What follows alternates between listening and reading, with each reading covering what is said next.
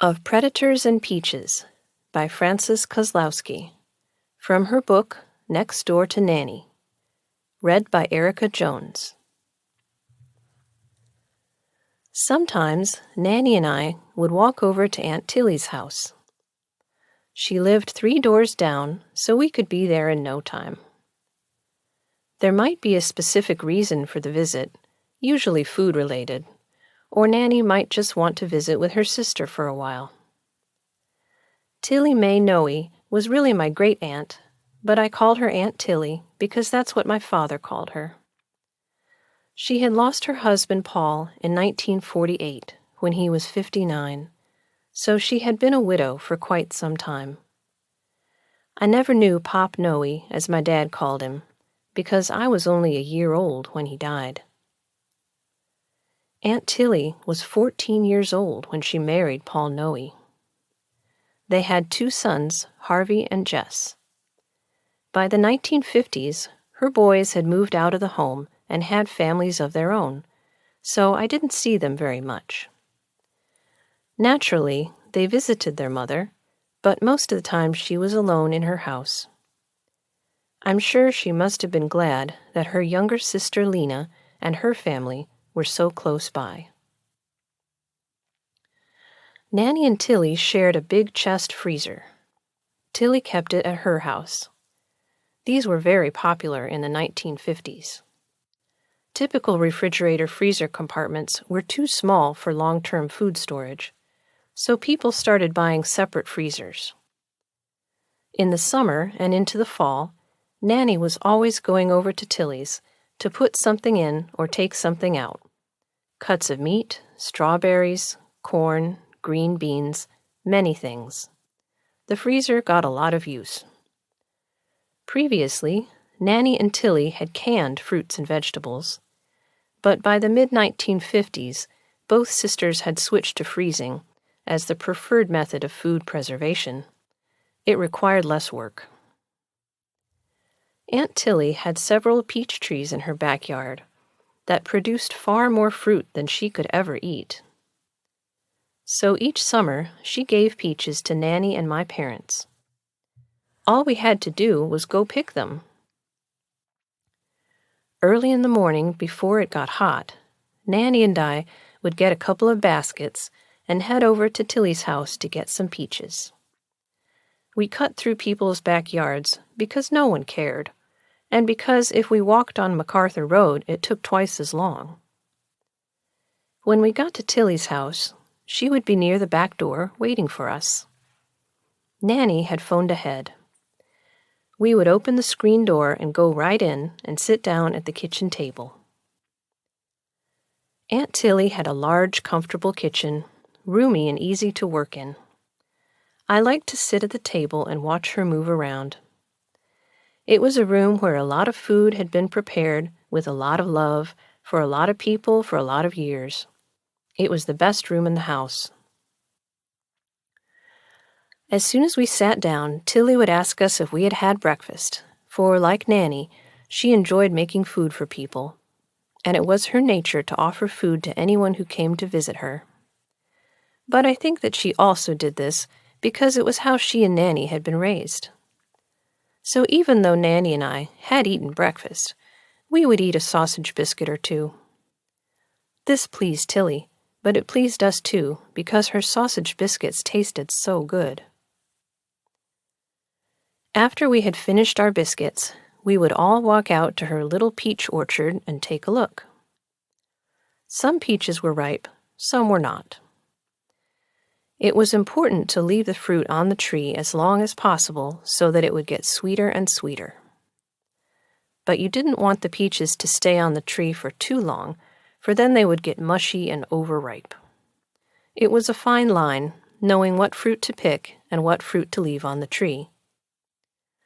Naturally, we left the green peaches on the tree. They would need a couple more weeks to ripen. Nanny and Tilly made sure that I just picked the ones that had plenty of red color on them. It was hard to reach some of the ripe ones because Nanny, Tilly, and I were not tall enough. Other people would come along later and use ladders to pick the peaches that were out of reach. Nanny and I filled our baskets, thanked Tilly for the peaches, and returned home. Some of the fruit was ripe enough to eat right away, so we sat down in the backyard and ate 2 or 3 of them, letting the juice drip onto the grass. It was a delicious, messy affair. We washed our hands with the hose by the side of the house, then took the rest of the peaches inside. Nanny peeled some of the ripest ones, sliced them in half, then placed them in plastic bags. These would be taken back to the big freezer. In the coming days, the rest of the peaches were destined for cobblers, fruit pies, or to eat with cottage cheese or vanilla ice cream. Now and then, I would walk over to Aunt Tilly's by myself. These were fun visits. Aunt Tilly would let me explore her house and poke around in all the rooms. Sometimes we sat in the living room and looked at pictures in her photo album. She liked to show me photos of her sons, Harvey and Jess, and ones of her husband, Paul. Occasionally, we listened to part of a radio program. We would also go outside and walk around her yard, and I would ask Tilly if she would let me see her car. She always said yes. Aunt Tilly would open the garage door, and we would walk inside and look at her shiny black 1948 Chevrolet Fleetline Sportsmaster. It had been her husband's car. Like her younger sister Lena, she never drove. Women in their generation were not encouraged to learn. The beautiful old Chevy just sat in Tilly's garage year after year. It was in great condition. She later gave it to her son Harvey, and he enjoyed driving it around for many years.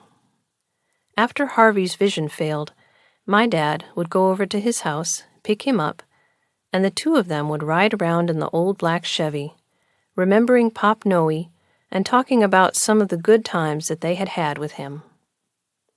When Harvey died, Aunt Tilly's granddaughter, Pat, inherited the car.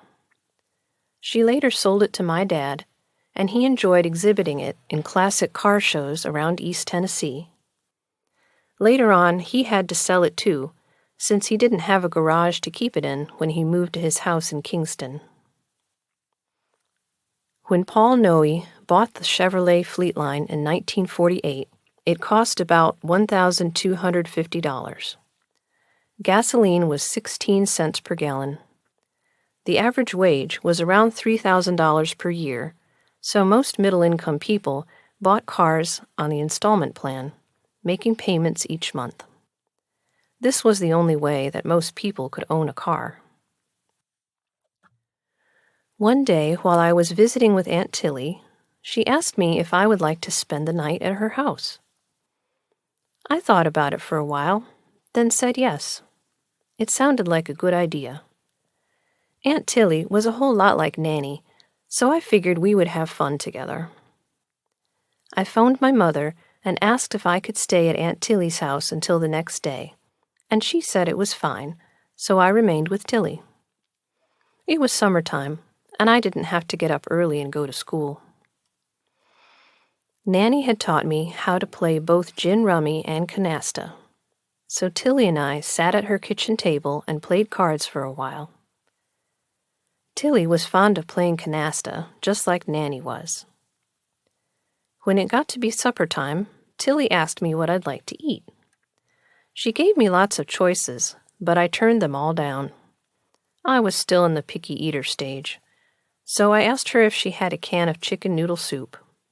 She said that she did, so I ate that, along with a few saltines and a glass of milk. Good enough. Supper was over with. Tilly knew that I liked to dance and sing, so we turned on the radio and waited until a popular song came on that I knew the words to. Then I sang along with it and danced around like the teenagers did on American Bandstand. After my mini performance, it was time to do something a little quieter. So Tilly sat in her big chair and read the evening paper, and I sat on the couch and looked at some of her back issues of Reader's Digest. Aunt Tilly had dozens of them. They just kept collecting as the months went by. Nanny phoned to talk to Tilly and to see how I was doing. After they finished their conversation, I spoke to Nanny too, and told her that I was having a good time at Tilly's house. When it got to be dark after 9 o'clock, Aunt Tilly asked me if I felt like going to bed pretty soon. I said that yes, I was getting tired, but that I didn't have anything to sleep in. She said that that was no problem. I could sleep in one of her gowns. I thought that sounded like fun, so Tilly went into her bedroom and picked out a gown for me. It was soft and flowery, with lace on the front, and it smelled like lavender sachet. I tried it on. It was big and rather long. Tilly said that she didn't have any shorter gowns, and that this was the only option. I told her that I didn't mind. I just held the gown up with my right hand, like a queen does when walking down a staircase. I would be Lady Frances, a guest at the Tilly Noe estate. I was having fun pretending to be a noblewoman, wearing a long gown that smelled like lavender flowers. Tilly asked me if I wanted to have a snack before I went to bed. I said yes, so we had a glass of milk and some store-bought wedding cookies, the kind that are covered with powdered sugar. That would surely see us through the night. Then, dressed in our good-smelling nightgowns, we proceeded to Aunt Tilly's bedroom. She had a big double bed, so we could sleep together. It was a little warm and stuffy in the room. Tilly turned on the fan. The windows were already open, and we could hear the nighttime symphony already in progress, a long piece written for cricket and cicada. They played it every night, but no one got tired of it. It was a standard Tennessee song, part of the summertime repertoire. Gradually, Aunt Tilly and I dozed off to sleep as the fan droned on and the insects sawed away outside. All was well for some time, but then I found myself inside a troublesome dream. I was alone in the woods or a jungle, and I could hear an animal in the distance, a predator animal that could run and climb faster than I ever could. The voice of the animal got louder and louder. It sounded like a lion roaring. I became alarmed, so much so that I woke up. For an instant, I thought that there was a lion in the bedroom. I looked around, but I didn't see one. I quickly turned to Aunt Tilly to tell her about the animal in her bedroom, but immediately realized that she was the predator animal. I didn't know that Tilly snored, but she did. And the sound of her snoring had been woven into my dream. I knew that it wouldn't do any good to ask Aunt Tilly to stop snoring, so I didn't bother. I slipped out of Tilly's bed and went into the living room to sleep on the couch for the rest of the night. I closed the bedroom door so that the Tilly lion asleep in there wouldn't become part of my dream again. Then I looked at some more Reader's Digest magazines until I got sleepy. Next thing I knew, it was morning. I didn't tell Aunt Tilly about my frightening dream. I decided not to. It didn't seem like the right thing to do. When she woke up, she probably thought that I had just gotten up before her and that I had been amusing myself in the living room until she got up. Aunt Tilly and I had a nice breakfast together. Then I changed back into my daytime clothes and walked back home. She gave me the rest of the wedding cookies. I continued to visit Tilly from time to time. We played cards, and I looked at her car, but I didn't try to spend the night again. Lady Frances, the noblewoman, preferred to sleep at the Williams estate, a little farther down the road.